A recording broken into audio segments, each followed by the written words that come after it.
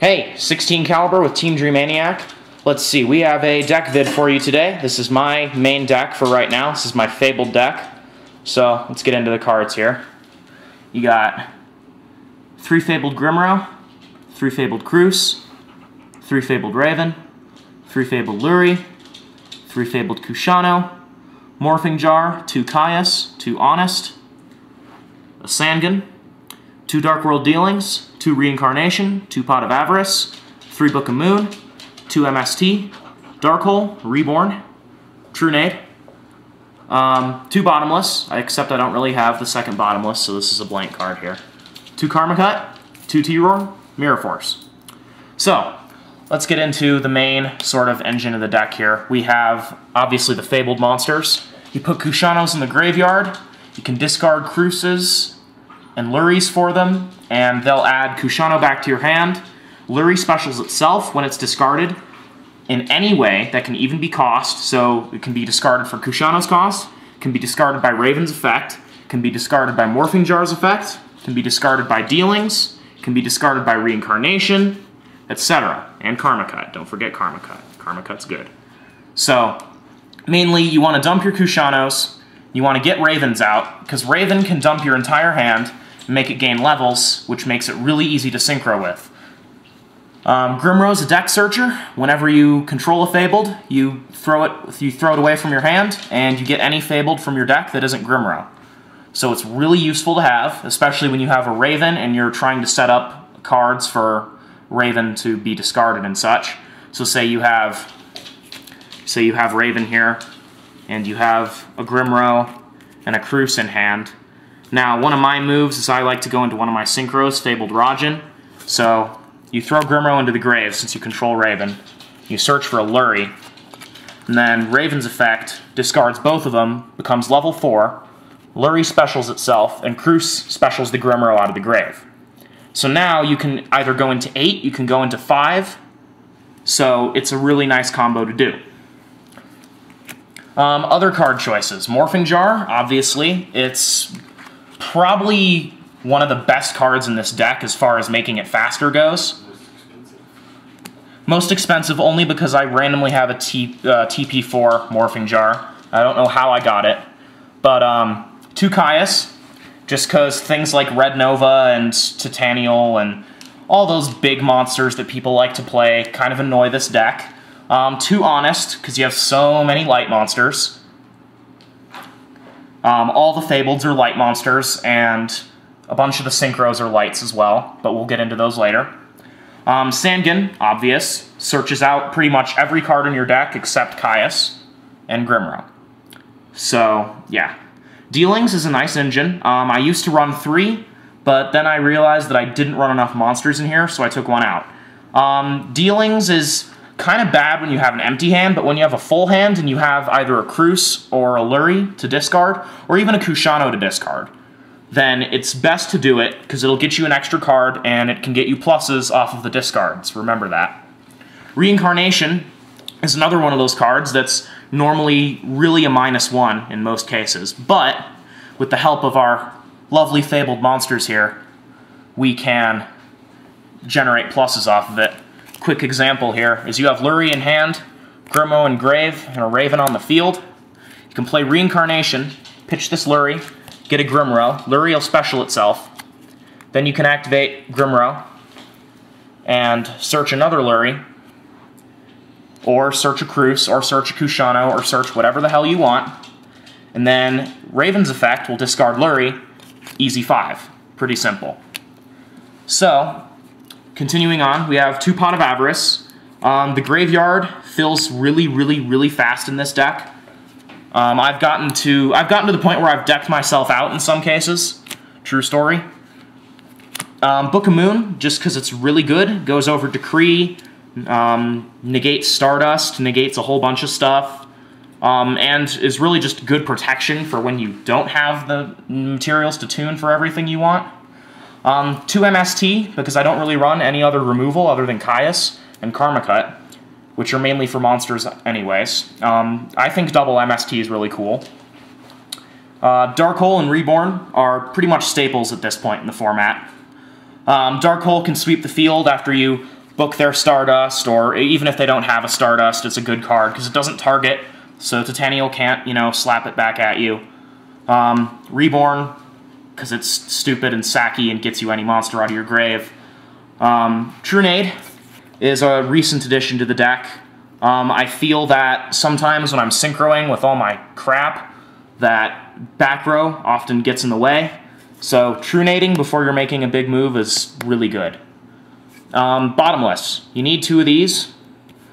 If you have warnings, I suppose you can use those instead, but I don't have warnings. Karma Cut. Now, Karma Cut's really good, because it's a discard cost card, so you can generate pluses with Cruz and Lurie, and sometimes with Kushano. And what it does is it removes from play a face-up monster your opponent controls, and then any monster in their graveyard with the same name. So, it's really good against a lot of decks. I mean, if you look at Machina, if they double ditch for Fortress, you chain Karma Cut, remove 2 of their fortresses. If you're going up against Debris Hime, they Lone Fire into their second Lone Fire, Karma Cut the second Lone Fire, both Lone Fires are removed, no Titanial for them. You can also do that with their Debris. For Blackwings, Karma Cut their Vayus when they try an Icarus. Lots of things. T-Roar, I think it's a really good card. Because especially since if you're running, you know, cards like Scrap Iron and Sakuretsu, which are bad, if they get MST'd, you're screwed. But the cool part about T-Roar is that if someone MSTs it, or if someone Caiuses it, you can chain it, and then you're free for a turn. And then Mirror Force again is obvious. Sorry, I only have the common one, boo-hoo. So, then we'll go to the extra. We got 2 Fabled Raijin here, although I'm going to get my 3rd one literally today. Catastor, Iron Chain, or Bellum, 2 Chaos King Archfiend, Avenging Knight Parsheth, 3 Fabled Valkyrius, Stardust, and 2 Fabled Leviathan. Now, the ratios on this extra deck are really weird, just because I don't have more than 1 Stardust, and I don't have any Black Roses, so I'm stick with running stuff like Urbellum, which doesn't work in the deck. But Raijin is really good. When you synchro for it, if you have 1 or less cards in your hand, you draw until you have 2.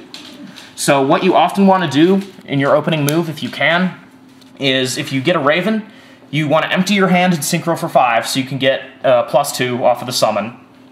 You know, you can set all the stuff that you have, and you can do all your Raven stuff, and get it to level 4 somehow, pitch a Lurie, pitch Cruz, pitch anything. So, Raven's really good. Or Raijin, rather. So, you want to run 3 of this, because it's an easy 5, and 5 is an easy level to go into with this deck. Another one, Catastor. Catastor's pretty obvious. Iron Chain, just in case you're facing a deck that doesn't like milling, and 6s are kind of easy to go into with this deck. I mean, obviously it's not that hard, because you have Raven, but... Urbellum, obviously. Well, not really obviously, it's not a staple. I just don't have a Black Rose. 2 Chaos King. Now, what I like about this card is a couple things. First of all, it's easy to go into, because all the tuners in here are Fiends. So you don't need to worry about not having a Fiend tuner, first of all. So, I run 2, because they die a lot, but they're really good for a couple things, mainly Gores. If you have one, you attack, your opponent drops a Gores. And what you can do is when Chaos King attacks, it switches the attack and defense of all monsters your opponent controls. Now, if I'm correct, Gores has 2,700 attack and 2,500 defense, so Chaos King goes over Gores really easily. Air Knight Parsheth, again, is pretty easy to go into since we have a lot of lights. And it's cool against, you know, decks that like having their monsters in attack position, because you switch them and then you can pierce with it, so that's pretty good. Valkyrius is another one of your draw engines. Now when you synchro for him, often what you want to do is you want to have a Lurie, or a Cruz, or a Kushano in your hand. Because Valkyrius' effect is you discard a Fiend from your hand, and then you draw a card. So what you do when you have one of these cool Fableds here is you discard them, Lurie specials itself, Cruz can special pretty much anything else, and Kushano waits in the grave until, you know, you can do cooler stuff with it. And what's also good about Valkyrius is that it's 2,900 for an 8-star. So it's got a lot of attack, and it gets over a lot. Stardust, I don't really think I need to explain why I have Stardust in there. And Leviathan, Leviathan's pretty cool. I've only gotten him out a few times, but when I have, they've been pretty cool games. So Leviathan's a 10-star, 3,000 attack, and when it gets destroyed, no matter how, it can get destroyed by an effect or by battle, it'll add 3 Fabled monsters of your choice from your grave to your hand. So, there's a lot of combo potential with this card. Even if you synchro for it just for it to run into a Mirror Force, it still has combo potential, and that's why I like it. And then, really quickly, we'll go to the side here. It's not a complete side, it's not a very good side, but we have Guardian of Order, 2 Darkness Neosphere, Drastic Drop-Off, Ms. Toji, Snipe Hunter, Dealings, Corridor of Agony, Lightning Vortex, Dust Shoot, 2 Divine Wrath, 2 Crevice, and 7 tools. So, Divine Wrath and Vortex are obvious because they're discard cost cards that you can use to get pluses off of, and Divine Wrath is a counter trap, so it really can't be chained to unless it's another counter trap. Lightning Vortex, again, destroys all your opponent's stuff. Snipe Hunter is also a discard cost card, which is pretty cool. You can discard Fableds from your hand and then blow up cards on the field, provided you're lucky with a die. Then again, you have a 2/3 chance of hitting its ability right, and even if you don't, you discard a Fabled monster, like my friend Lurie here, and you get a plus off of it. Neosphere. Neosphere is pretty cool for beatdown-based decks, because what you do is when your opponent's monster declares an attack, you send to the graveyard a fiend you control and a fiend from your hand. Now, this isn't discard. You gotta remember that. These, Cruz and Lurie, only work off of discard, not send to graveyard. So Darkness Neosphere doesn't trip those effects, but what he is a 4,000 beater that's indestructible by battle, and can return face-up traps to your hand, if you have, like, a Call of the Haunted or something.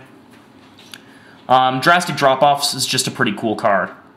Ms. Toji, what he does is you send him from your hand to the graveyard to turn any Fabled monster you control into a tuner for the turn. Wait, no, not for the turn. For the rest of the game, it's turned into a tuner. So it's a pretty cool card, although I haven't really gotten any opportunities to side it against anything yet.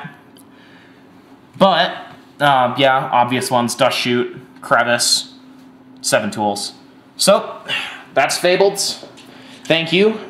Be sure to watch our other deck vids and subscribe and stuff. See you later.